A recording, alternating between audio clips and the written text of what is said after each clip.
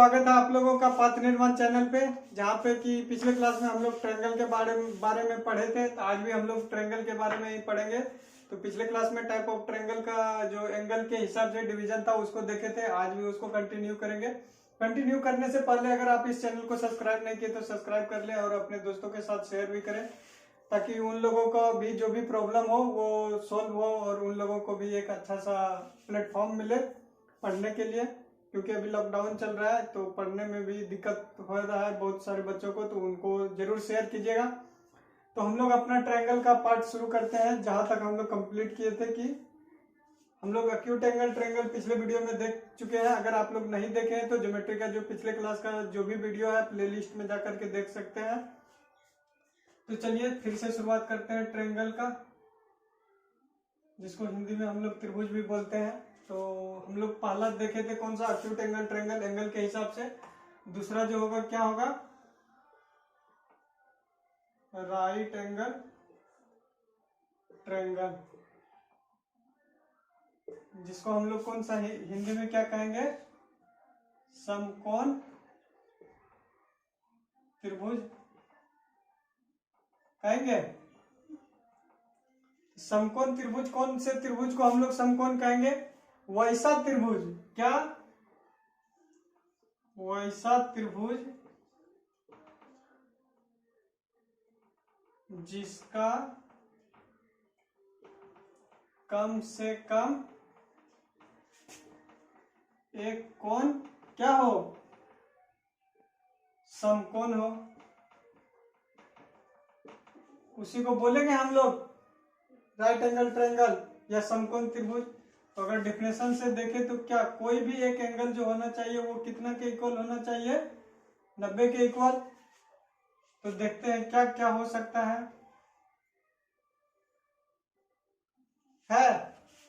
एक कोण कितना है, 90 है। अब क्या होगा, ये दोनों का सम कितना होगा, 90, क्योंकि ट्रायंगल में टोटल कितना होता है 180 डिग्री, जिसमें से 90 तो एक होना पड़ेगा समकोण त्रिभुज में।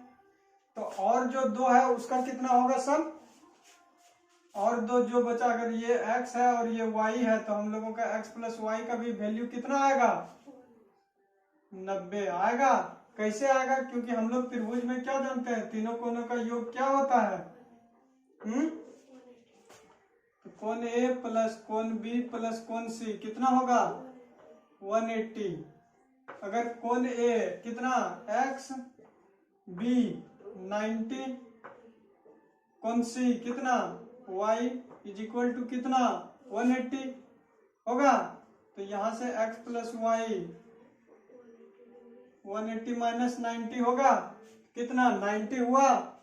तो हम लोग क्या पढ़े थे लाइन और एंगल में, कि जब दो एंगल का सम 90 हो तो वो दोनों एंगल एक दूसरे का क्या होता है, वो दोनों एक दूसरे का क्या होता है, पूरक होता है।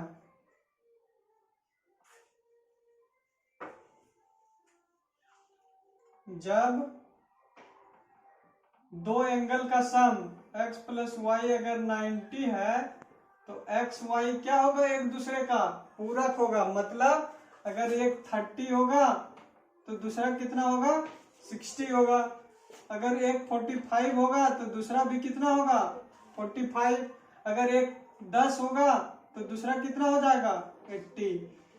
अगर दो एंगल का सम 90 हो तो वो दोनों एंगल एक दूसरे का क्या होगा, पूरक होगा, जिसको हम लोग क्या इंग्लिश में बोलेंगे, कॉम्प्लीमेंट्री एंगल। तो यहाँ पे x प्लस वाई क्या हो जाएगा, x y एक दूसरे का पूरक कोण होगा, जिसको हम लोग इंग्लिश में क्या कहेंगे, कॉम्प्लीमेंट्री एंगल बोलेंगे। ये हो गया एक कोण जिसका 90 है। और क्या क्या हो सकता है समकोण त्रिभुज में, और देखें तो क्या क्या लिख सकते हैं हम लोग। एक कंडीशन ऐसा आएगा कि हम लोग का क्या होगा, समकोण त्रिभुज में एक कोण तो 90 होगा ही होगा, तभी हम लोग समकोण कह सकते हैं। एक कोण हमेशा कितना होना पड़ेगा, 90 डिग्री होना पड़ेगा। एक कोण हमेशा 90 डिग्री होगा।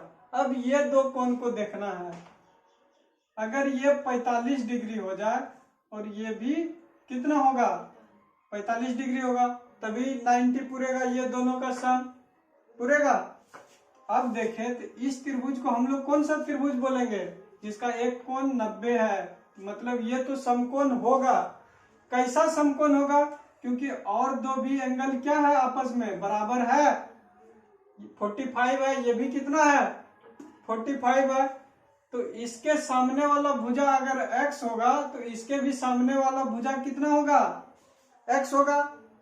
तो जब भी एक कोण क्या है 90 है, तो ये समकोण है और दो भुजा आपस में बराबर है, तो कौन सा त्रिभुज हो जाएगा समकोण। अगर दो भुजा बराबर हो तो उसको क्या कहते हैं, किसी त्रिभुज का दो भुजा बराबर हो तो उसको समद्विबाहु कहते हैं। तो उसी प्रकार अगर हम लोग इस त्रिभुज का एक स्पेशल नाम क्या लिख सकते हैं, समकोण समद्विबाहु त्रिभुज लिख सकते हैं। इसको क्या लिखेंगे, समकोण समद्विबाहु त्रिभुज लिखेंगे। इसको क्यों लिखे, क्योंकि एक कोण 90 है, तो ये कौन सा त्रिभुज हो गया समकोण त्रिभुज हो गया। और क्या हुआ, दो भुजा आपस में क्या हो गया बराबर हो गया, दो भुजा बराबर हो गया, तो उसको हम लोग क्या बोलेंगे समद्विबाहु, क्योंकि दो भुजा बराबर है तो उसको क्या बोलेंगे समद्विबाहु। अगर आपको समद्विबाहु नहीं पता तो आप पिछले वीडियो में जा करके देख सकते हैं। तो ये क्या हो गया, एक कोण समकोण 90 है, समकोण हो गया, दो भुजा आपस में बराबर है, क्या हो गया समद्विबाहु। तो टोटल नाम क्या लिख सकते हैं इसको, समकोण समद्विबाहु त्रिभुज लिख सकते हैं। और अगर हम लोग इसको लिखें राइट एंगल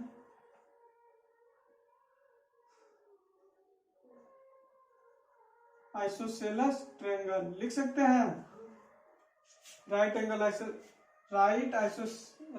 आइसोसेलेस ट्रायंगल लिख सकते हैं, समकोण समद्विबाहु त्रिभुज हो गया। और क्या होगा, ये तो समकोण का बात हुआ। अब तीसरा क्या लिख सकते हैं हम लोग, एक होगा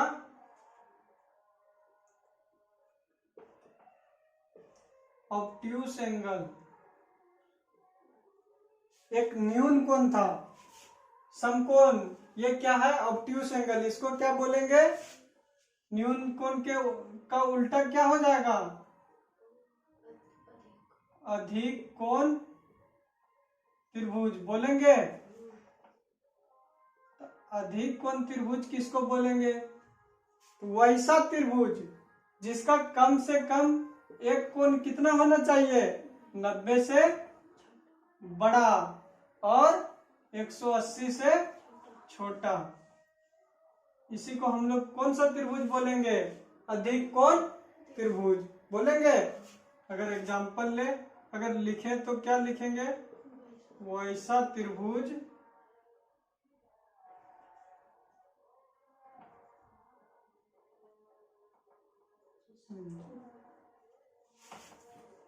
जिसका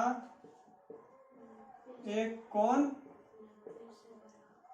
90 से बड़ा तथा 180 से छोटा, तो उसको हम लोग कौन सा बोलेंगे ऑब्ट्यूस एंगल ट्रायंगल बोलेंगे या अधिक कोण त्रिभुज। जैसे एग्जांपल में अगर देखें अधिक कोण त्रिभुज का क्या होगा,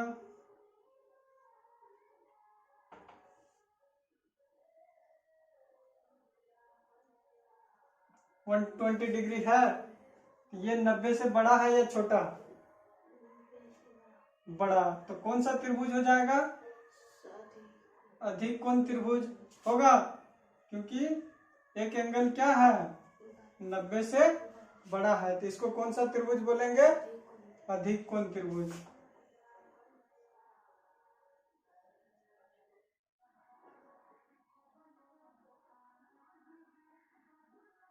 ये कौन सा त्रिभुज है 25 और 30 कितना 55 हुआ, टोटल कितना 180, होगा। अगर सब्ट्रैक्ट करेंगे तो कितना आ जाएगा 125 होगा।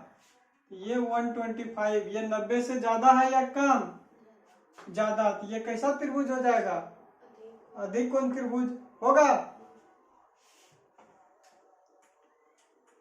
और कौन सा त्रिभुज है एंगल के हिसाब से,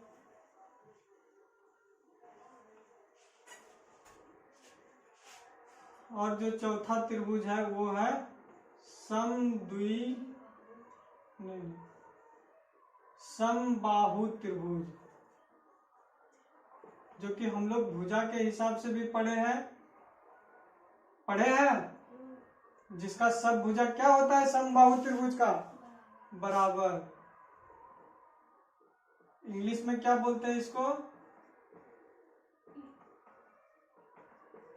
इक्विलैटरल ट्रायंगल बोलेंगे। समबाहु त्रिभुज को इंग्लिश में क्या बोलते हैं, इक्विलैटरल ट्रायंगल। तो वैसा त्रिभुज जिसका क्या हो, सब भुजा क्या होना चाहिए,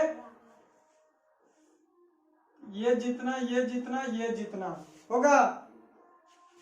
ये भुजा जितना अगर ए मान ले, ये भी ए होगा, ये भी ए होगा। अब देखें तो ये भुजा जितना यहाँ पे एंगल सबटेंड करेगा, या ये भुजा जितना यहाँ पे एंगल बनाएगा,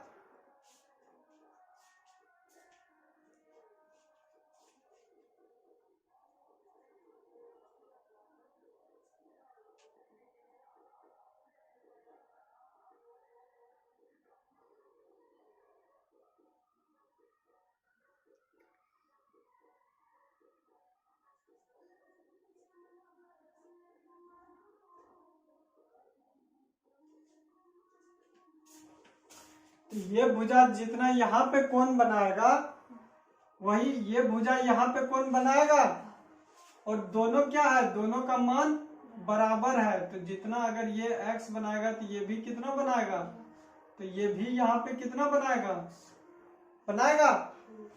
तो हम लोग क्या, अगर इसको a b c मान ले, हम लोग क्या जानते हैं, ट्रायंगल में तीनों कोणों का योग 180 होता है। तीनों कोण क्या क्या है, x x x है, कितना 180, 3x कितना हो जाएगा 180 डिग्री, तो x कितना हो जाएगा 180/3 कितना 60। तो समबाहु त्रिभुज में क्या हो जाएगा, सब भुजा क्या होगा आपस में बराबर, और क्या होगा, सब कोण कितना हो जाएगा 60 डिग्री के इक्वल होगा। बस ये था समबाहु त्रिभुज। तो टाइप ऑफ त्रिभुज भी पढ़ लिए कितने प्रकार का होता है, और भी आगे पढ़ते हैं, इसका कुछ ट्रायंगल का प्रॉपर्टी पढ़ेंगे।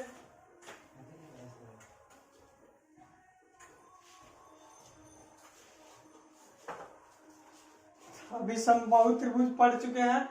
अब जो नेक्स्ट होगा हम लोगों का, ये अगर ट्रायंगल का, अभी तक कितना एक ट्रायंगल के बारे में हमेशा पढ़े हैं, अब क्या करेंगे, दो दो ट्रायंगल को लेकर के देखेंगे। तो दो, अगर मान लीजिए दो ट्रायंगल नहीं,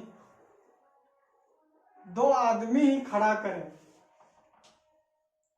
एक आदमी ये है, फिर हम लोग ट्रायंगल के बारे में पढ़ेंगे। दूसरा भी आदमी क्या है,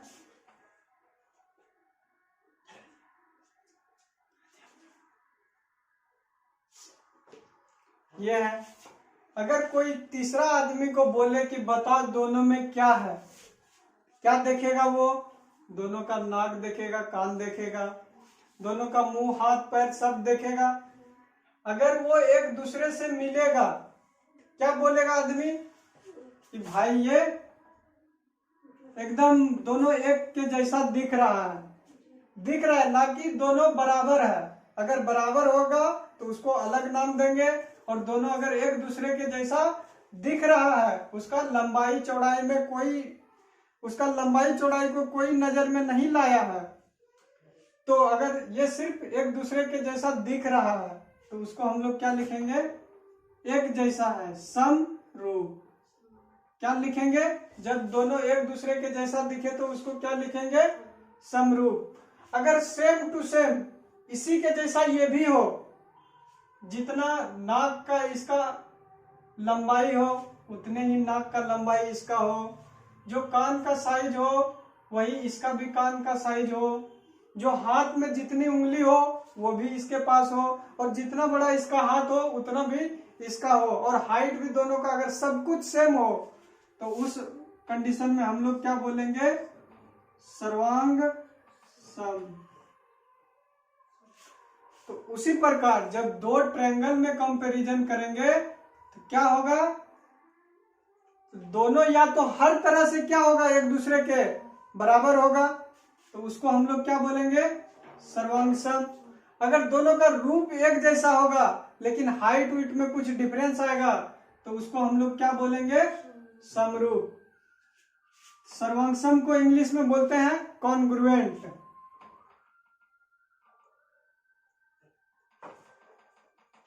कॉन्ग्रुएंट। समरूप को क्या बोलते हैं? सिमिलर। समरूप क्या था? एक जैसा, मतलब सिमिलर होगा।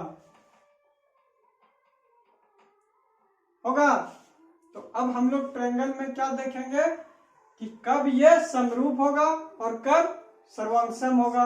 ये दो चीज पढ़ना है हम लोगों को, बस इसी पे पूरा ट्रायंगल टिका हुआ है। तो क्या पढ़ेंगे? समरूप और सर्वांग सम।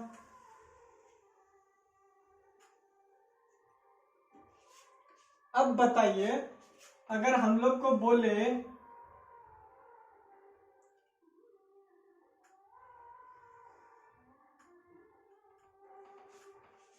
बैंगन का कंपैरिजन करने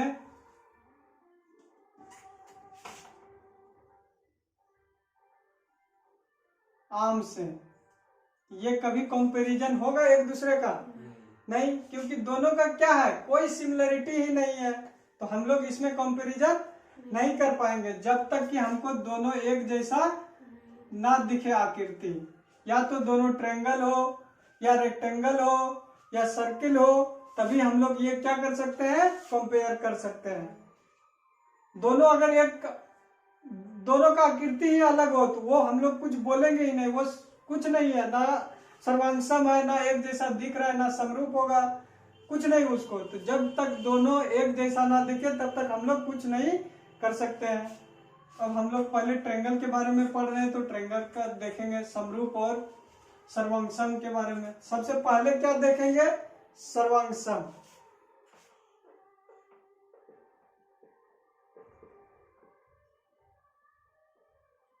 अगर वीडियो पसंद आ रहा हो तो लाइक जरूर कीजिएगा, अपने दोस्तों के साथ शेयर भी जरूर कीजिए। तो देखिए क्या पढ़ेंगे? सर्वांग सम, जिसको क्या कहते हैं? कॉन्ग्रुएंट। तो दो आकृति एक दूसरे का कॉन्ग्रुएंट होगा या सर्वांग सम होगा, तो कब होगा ये देखते हैं। सबसे पहला कंडीशन, दोनों जो होना चाहिए सर्वांग सम के लिए एक आकृति का होना चाहिए। पहला कंडीशन क्या होगा? एक आकृति का है। इसका मतलब क्या हुआ कि जितना इसमें भुजा होना चाहिए उतना इसमें भी भुजा होना चाहिए, होना चाहिए। तो पहला कंडीशन क्या हो जाएगा?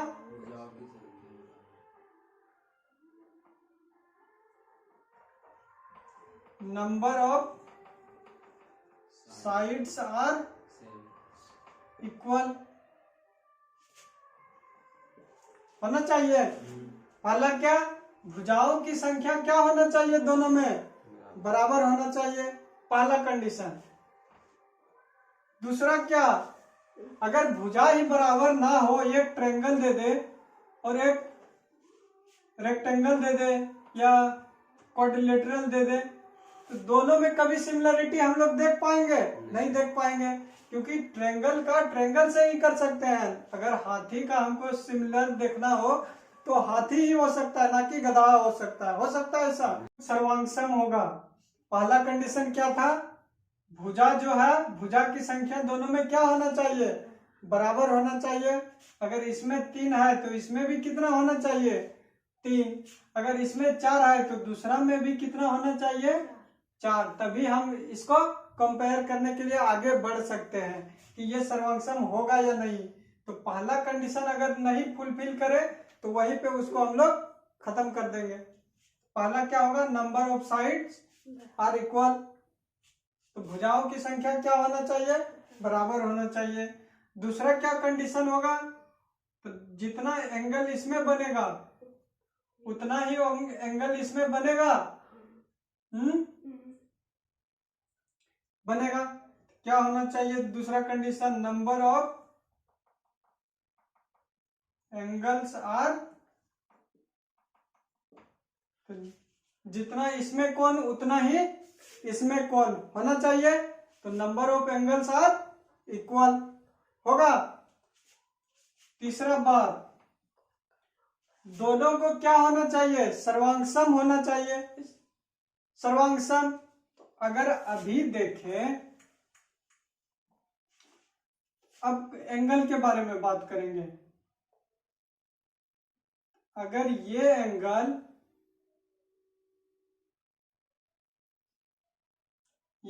जितना इस त्रिभुज में होगा,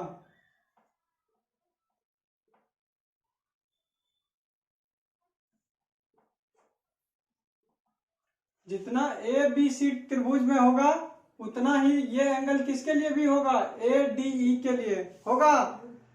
तभी हम लोग इसको क्या कर सकते हैं? आगे बढ़ा सकते हैं, या सिमिलर कर सकते हैं, या सर्वांग चेक कर सकते हैं। तो एंगल का मान जो होगा क्या होना चाहिए? करस्पॉन्डिंग एंगल जो होना चाहिए वो बराबर होना चाहिए। करस्पॉन्डिंग कोण का मान कितना होना चाहिए? बराबर। अगर ये x है तो इसको भी कितना होना पड़ेगा? x। तभी हम लोग इसको आगे कंपेयर कर पाएंगे। y है तो ये भी y, ये z तो ये भी z। तो तीसरा कंडीशन क्या होगा? Value of angle are equal होगा। तो कोण का भी मान क्या होना चाहिए? बराबर होना चाहिए। तभी हम लोग इसको सिमिलर या समरूप कह पाएंगे। क्योंकि अगर ये एंगल इस त्रिभुज के लिए x हो और नेक्स्ट वाला जो ADE है वो ऐसे बढ़ करके y हो जाए, तो दोनों में कभी हम लोग सिमिलरिटी नहीं दिखा पाएंगे। इसलिए संगत कोण क्या होना चाहिए? बराबर होना चाहिए। चौथा कंडीशन जो होगा, दो त्रिभुज क्या हो? सर्वांग हो। तो चौथा कंडीशन सर्वांग क्या था कि अगर आपका पैर जितना हाइट का है तो आपके सामने वाले का भी पैर उतना ही होना चाहिए। अगर आपके नाक में 2 ही छेद है तो बगल वाले के भी किस में होना चाहिए? नाक में 2 ही छेद होना चाहिए। तो उसी प्रकार जो भुजा अगर ये ए है तो इसको भी कितना होना पड़ेगा? ए। क्योंकि सर्वांग सम है, वो हर तरह से आपके समान है। तो ये ए है तो ये भी ए, ये बी तो ये भी बी, ये सी तो सी। क्या होगा? सर्वांग सम होने के लिए भुजा का मान भी आपस में क्या होगा? बराबर होगा। Value of sides are equal होगा। तो यहां से क्या देखे? सर्वांग सम होने के लिए 4 कंडीशन। पहला क्या? Number of sides are equal. दूसरा number of angle are equal होगा।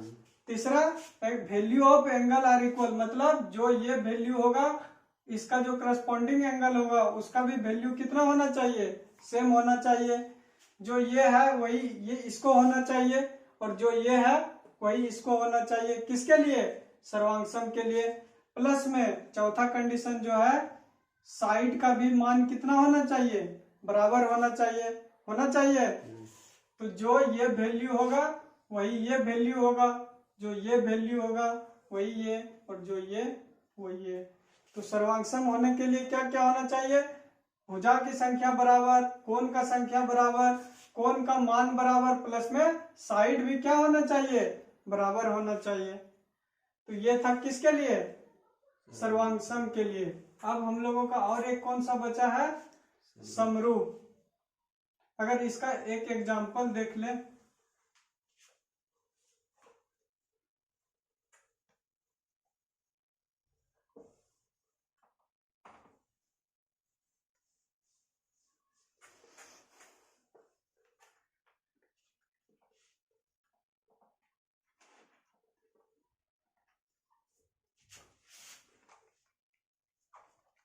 है अगर ये 60 डिग्री है तो ये भी कितना होना चाहिए, 60।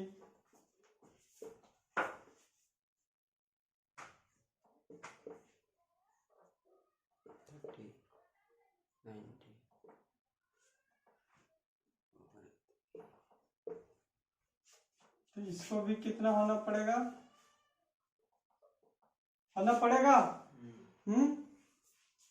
तो अगर हम लोग देखें हर चीज बराबर है या नहीं,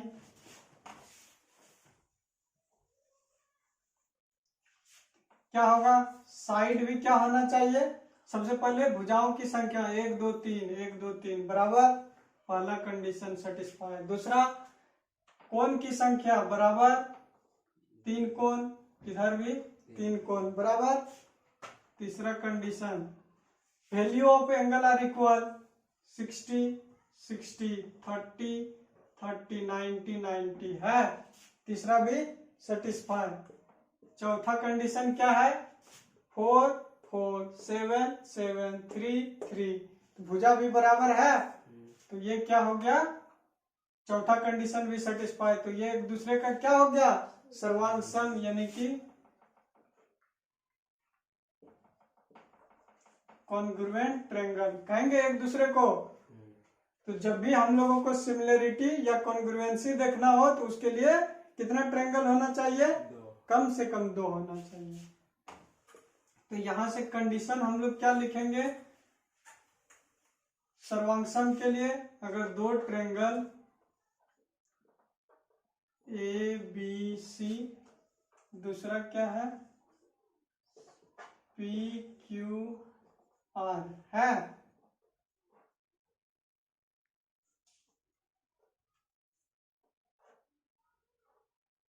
तो पहला क्या था, भुजा की संख्या बराबर, कोण की संख्या बराबर। तीसरा कंडीशन क्या था, एंगल को क्या होना चाहिए, करस्पॉन्डिंग एंगल को इक्वल होना चाहिए, तो A P के बराबर होना चाहिए। दूसरा क्या, B Q के बराबर, C होना चाहिए। साथ ही में और क्या होना चाहिए, संगत भुजा क्या होना चाहिए, बराबर होना चाहिए।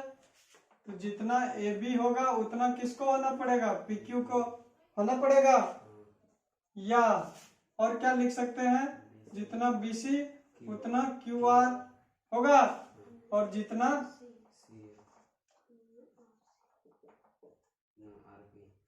होगा, तभी हम लोग इसको क्या कह पाएंगे, एक दूसरे का सर्वांग सम या कॉन्ग्रुएंट कहेंगे। अब दूसरा क्या हम लोग देखेंगे, समरूप, कि 2 त्रिभुज समरूप कब होगा, मतलब सिर्फ रूप एक जैसा होगा, ना कि हर चीज बराबर होगा। जैसे अगर ये पर हाथ टेढ़ा है तो उसका भी टेढ़ा होगा, लेकिन ये हाथ का लंबाई कहाँ के बाद टेढ़ा हो रहा है ये अलग हो सकता है। तो उसी प्रकार यहाँ पे होगा समरूप में।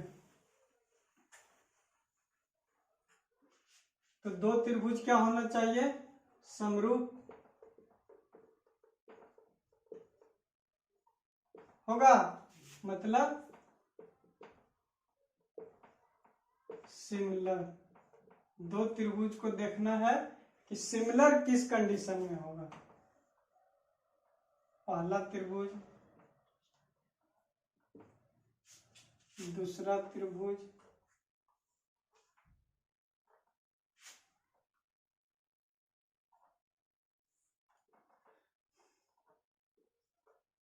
है। अब दोनों को देखना है कि समरूप कब होगा, एक जैसा रूप। तो रूप तो एक जैसा दिख रहा है अभी तक, लेकिन इसका भी कुछ कंडीशन है। तो पहला जो सर्वांग में पढ़े हैं वही, नंबर ऑफ साइड्स इक्वल होना चाहिए number of sides are equal. दूसरा क्या होना चाहिए, number of angles are equal होना चाहिए।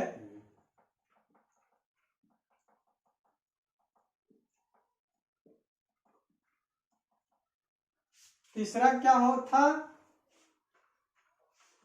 कोण का वैल्यू जो होना चाहिए क्या होना चाहिए, इक्वल होना चाहिए।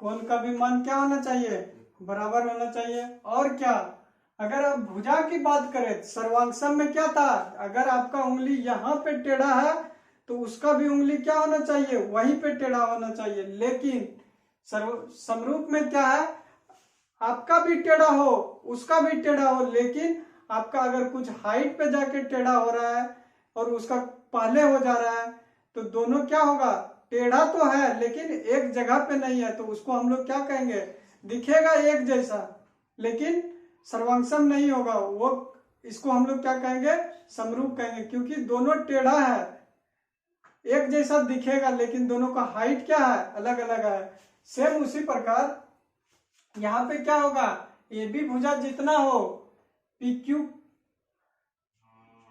तो यहाँ पे जो होगा एक दूसरे का दिखेगा एक जैसा, ये भी और ये भी क्या होना चाहिए, दिखेगा एक जैसा, लेकिन दोनों के साइज में क्या होगा, डिफरेंस होगा।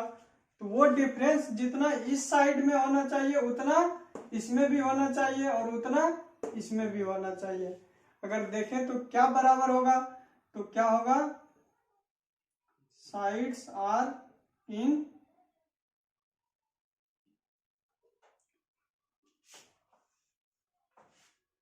चौथा नंबर जो होगा, sides are in same proportion, मतलब साइड का अनुपात जो होना चाहिए, साइड को भी क्या होना चाहिए, एक प्रोपोर्शन में होना चाहिए, होना चाहिए। अगर हम लोग क्या जानते हैं, अगर x प्रोपोर्शन y है तो इसको हम लोग क्या लिख सकते हैं, अगर प्रोपोर्शनलिटी को हटाएंगे तो कोई कांस्टेंट लाएंगे, आएगा। तो यहां से हम लोग क्या लिखेंगे, अगर y को इधर ला ले तो x by y is equal to k लिख सकते हैं। तो जो प्रोपोर्शन x y के साथ है, या हम लोग अगर यहाँ साइड में देखें क्या होना चाहिए, ए बी प्रोपोर्शन किसके, पी क्यू के होना चाहिए। क्योंकि क्या लिखे हैं, sides are in same proportion लिखे हैं, तो ए बी जो साइड है वो पी क्यू के प्रोपोर्शन होना चाहिए, होना चाहिए। तो अगर यहाँ से हटाए हम लोग प्रोपोर्शन को तो क्या हो जाएगा, के पी क्यू लिखेंगे, A B by P Q क्या लिख सकते हैं, के लिख सकते हैं। और भी क्या, ये जो प्रोपोर्शन होना चाहिए सबके लिए क्या होना चाहिए, सेम होना चाहिए। तो हम लोग चौथा कंडीशन को और इलोबरेट करें, क्या आ जाएगा, अगर सेम प्रोपोर्शन में है तो मतलब ए बी बटे पी क्यू का जो वैल्यू आया के, वही क्या होना चाहिए, B C by Q R का भी वैल्यू होना चाहिए, होना चाहिए। वही किसका होना चाहिए, ए सी बाय पी आर, ये वैल्यू कितना होना चाहिए, के। सबका अनुपात जो होना चाहिए क्या होना चाहिए, बराबर होना चाहिए। और जिसका वैल्यू क्या, अगर के माने अगर 3 आए 2 आए, के का वैल्यू कुछ भी हो सकता है, 1 2 3 या 3/2 4/3 कुछ भी। तो ये हम लोग क्या कहेंगे, अगर ये रेशियो बराबर हो तो इसको क्या कहेंगे, समरूप कहेंगे, सिमिलर ट्रायंगल। दोनों ट्रायंगल क्या है, एक ही रूप का है, बस फर्क क्या हुआ इसमें कि साइड क्या हुआ, एक दूसरे के प्रोपोर्शन में है। अगर ये 3 है तो ये 6 होगा, ये 4 है तो ये 8 होगा, अगर ये 5 है तो ये 10 होगा।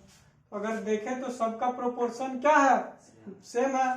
अगर कैलकुलेट भी करके देखें क्या होगा, A B by P Q 6 होगा, 4/8, 5/10 है। कैंसिल आउट करेंगे तो 1/2, 1/2, 1/2, तो रेशियो बराबर आ गया। तो रेशियो बराबर आ गया, त्रिभुज का 3 भुजा, इसमें भी 3 भुजा, भुजा भी बराबर है, एंगल वैल्यू एंगल का संख्या भी क्या है, बराबर है, कोण का मान, तो जो भी इसके कॉरस्पॉन्डिंग यहां पे होगा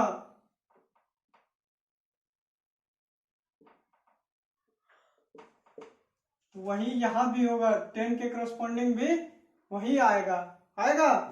क्या हो जाएगा, ये 90, 37, ये 53 होगा। तो एंगल का भी मान बराबर, और भुजा क्या सेम अनुपात में है, तो इसको हम लोग क्या कहेंगे, दोनों त्रिभुज एक दूसरे का क्या है, समरूप है। अगर और एक कंडीशन, हाँ सर्वांगसम में क्या देखे थे, तो ये समरूप का कंडीशन पता चल गया, क्या क्या होना चाहिए, नंबर ऑफ साइड्स इक्वल होना चाहिए, नंबर ऑफ एंगल इक्वल होना चाहिए, एंगल का वैल्यू जो है वो भी इक्वल होना चाहिए, प्लस में जो भी भुजा हो वो एक ही अनुपात में होना चाहिए, तो हम लोग क्या कहेंगे, इसको समरूप कहेंगे, सिमिलर ट्रायंगल कहेंगे। और क्या हम लोग अगर देखें सिमिलर और कॉन्ग्रुएंट का कंपेयर करें तो क्या था, 3 कंडीशन दोनों में था। पहला कंडीशन जो था number of sides are equal, पहला था। दूसरा क्या था, number of angles are equal, दोनों में है। तीसरा क्या था, value of angle are equal, जो एंगल का वैल्यू होना चाहिए वो दोनों में क्या होना चाहिए, बराबर होना चाहिए। सिर्फ डिफरेंस आया किस में, चौथा कंडीशन में। कॉन्ग्रुएंट में क्या आया कि भुजा क्या होना चाहिए, बराबर आना चाहिए, होना चाहिए। लेकिन सिमिलर में क्या आया,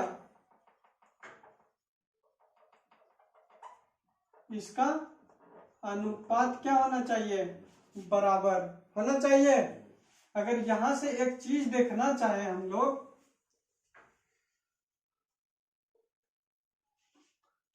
तो क्या, अगर 2 ट्रायंगल ले ले,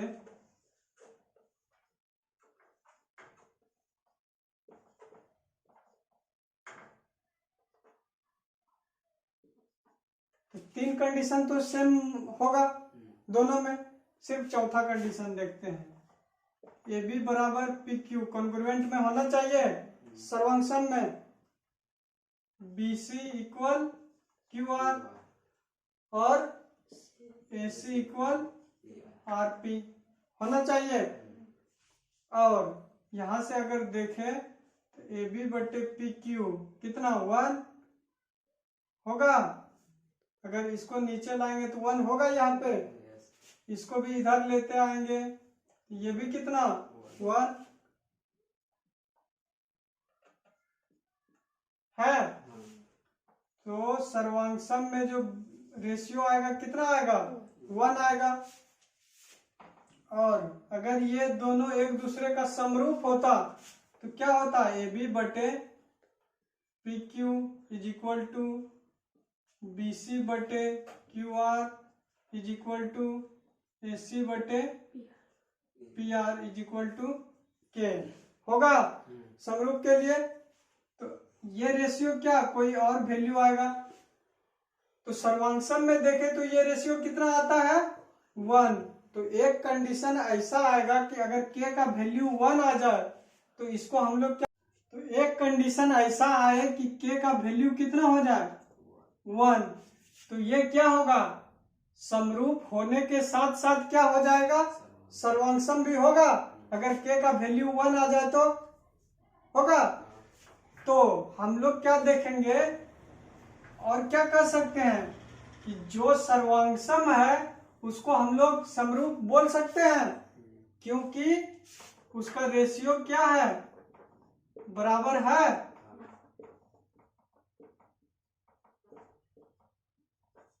क्योंकि इसका रेशियो 1 जो कि क्या है, हर एक केस में बराबर है। तो हम लोग एक यहाँ से नोट मार्क करके अपने कॉपी में लिख लीजिएगा। अगर नोट बना रहे हैं तो नोट पॉइंट में क्या लिख सकते हैं, all congruent triangle are similar. लिख सकते हैं कि सभी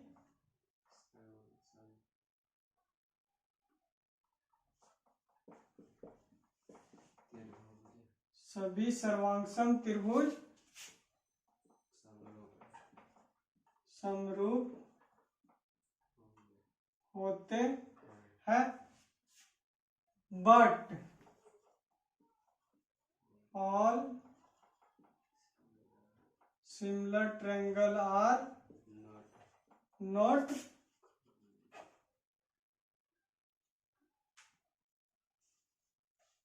कॉन्ग्रुएंट। होगा, क्योंकि सिमिलर में क्या होता है, रेशियो कोई एक वैल्यू के बराबर हो जाता है, लेकिन कॉन्ग्रुएंट में ये वैल्यू क्या होना चाहिए, 1 होना चाहिए। तो रेशियो बराबर है और कितना है, 1, तभी वो क्या होगा, कॉन्ग्रुएंट, अदरवाइज वो क्या होगा, सिमिलर। तो हम लोग all congruent triangle are similar but all similar triangle are not congruent, मतलब लेकिन सभी समरूप त्रिभुज सर्वांगसम नहीं होते हैं। कहेंगे क्योंकि हर सिमिलर त्रिभुज को हम लोग सर्वांगसम नहीं बोलेंगे। तो यही था, ये नोट पॉइंट जितना था आज आप लोग रिवाइज कीजिए, कल हम लोग इस पे क्वेश्चन करेंगे। और भी जो डाउट होगा आप लोग कमेंट बॉक्स में जरूर बताइएगा, ताकि हम आप लोगों के हर प्रॉब्लम का सॉल्यूशन कर पाए। तो आज का हम लोग का टॉपिक जो था, ट्रायंगल का जो बेसिक कंडीशन होता है सर्वांगसम और समरूप, उसको पढ़े हैं। इस पे कल कुछ क्वेश्चन करेंगे, फिर इसके बाद आगे जो प्रॉपर्टी है इसका त्रिभुज का, उसको पढ़ेंगे। तो अगर वीडियो आज का पसंद आया है तो लाइक कीजिएगा और अपने दोस्तों के साथ शेयर भी कीजिएगा, और चैनल को सब्सक्राइब कीजिए ताकि जो भी अपडेट आए वो आप लोगों तक जल्दी पहुंचे। तो आज के लिए इतना ही, थैंक यू, जय हिंद, जय भारत।